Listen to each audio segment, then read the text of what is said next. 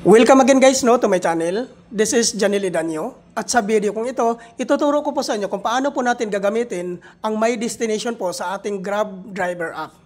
Sundan nyo lang po ang vlog ko na ito para po alam nyo kung paano po natin ito gagamitin. Click po natin ang Grab Driver app po natin. Ayan po. Ngayon po, dito na po tayo ngayon sa dashboard po ng ating Grab Driver app po, no? So, sa baba po, makikita po natin dito, sa bandang baba, ang My Destination po. So, yun po ang i-click po natin para po makapag-set destination na po tayo. Click po natin yan. So, dito po guys, sa bandang taas po, makikita po natin yung search engine po ni Grab Driver app po natin. So, dyan po natin i-type kung saan po yung destination po na gusto po nating i-set para po makakuha po tayo ng booking papunta po sa ating mga tahanan. So, ang gagawin lang natin dito guys ay mag-set destination po tayo na malapit po sa ating mga tahanan. So, like say for example po dito guys sa akin, so i-type ko po dito ang Merville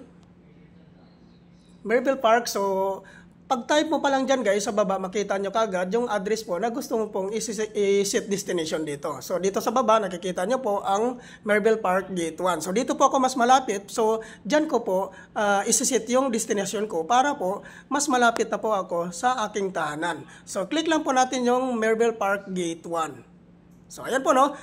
Dito naman po guys sa portion na to ay kailangan natin na i-turn on itong job availability po natin para po mapapasukan na po tayo ng booking papunta po sa ating set destination po. Click po natin yung turn on. Ayan po guys, no, naka-online na po tayo. Ang gagawin lang po natin dito, sa bandang right side makita po natin ang navigate. So click po natin yung navigate.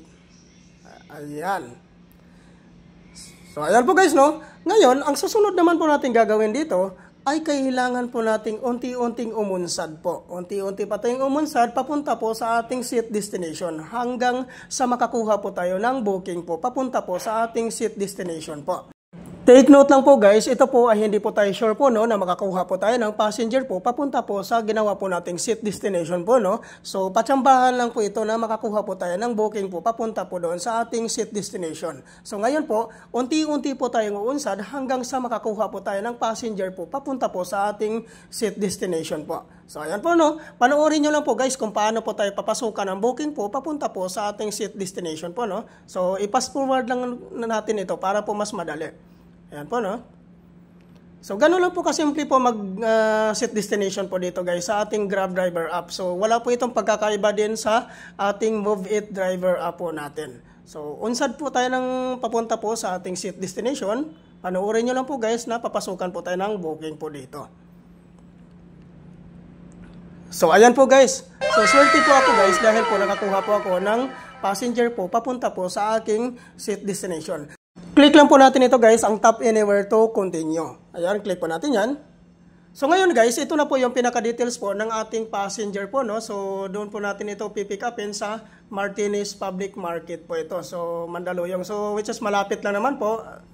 Iikot lang po ako dito dahil po pabalik po yung pick up location ko. So ang gagawin natin dito ay uunsad na po tayo at pupuntahan na po natin ang ating passenger po doon po sa pick up location po natin. So, ayun po guys, no? Panoorin nyo lang po ito guys para po alam nyo po kung ano po yung ginagawa ko po dito. Lalong-lalo na po sa mga baguhan po dito guys, no? So, talagang nangangapa pa po sila gamitin itong My Destination po natin. So, take note po guys, ang My Destination po natin ay 2 beses lang po natin ito pwedeng gagamitin. Ito po ay 2 beses lang pong available po para sa atin. Kaya po ito po yung chance natin na magagamit natin ito pag once pauwi na po tayo sa ating mga tahanan. So ngayon po guys, andito na po tayo ngayon guys sa pick up location po natin. Ang gagawin lang po natin dito ay kailangan lang po natin itong, dito naman i-click po natin itong arrive po. So ayan po. So ngayon, i-notify naman po natin si passenger po na nandito na po tayo sa pick up location. So ayan po guys, no? Click lang po natin yan. I-type lang po natin dito po yung ano natin, yung message natin sa ating passenger po. So, after natin ma-type dyan, so send natin, hintayin natin ang reply ni passenger. So, minsan matagal nag-reply si passenger po dito, guys. So, ayan po, no, nag-reply na si passenger. So, ngayon po, ang gagawin natin dito, guys, ay replyan naman po natin dito. Okay po, ayan. So, waiting na po tayo na pupunta na po si passenger po sa atin. Ganun lang po kadali po gamitin po dito ang My Destination po guys no sa ating Grab Driver app. Wala po itong pagkakaiba sa ating Move It Driver app. Ito po guys, ginawa ko lang itong vlog ko na ito para po matuturuan ko po yung mga baguhan po dito. So ngayon, i-click po natin yung details po sa ating drop-off po natin. Ito po yung details po ng ating drop-off po guys. Take note lang po guys baka mag-expect kayo na pag once bibigyan kayo ng booking, automatic na doon po mismo sa iyong set destination. Hindi po ganun ang mangyayari guys. Bibigyan ka po ng booking po dito ni Move It, papunta lang po, malapit po sa iyong set destination po. Kaya po, paswertihan lang po ito pag once mabigyan ka po ng booking po na malapit po doon sa iyong set destination po.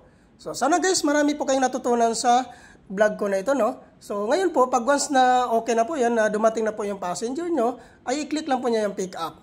So hindi ko na po pahabain ito guys. Thank you for watching.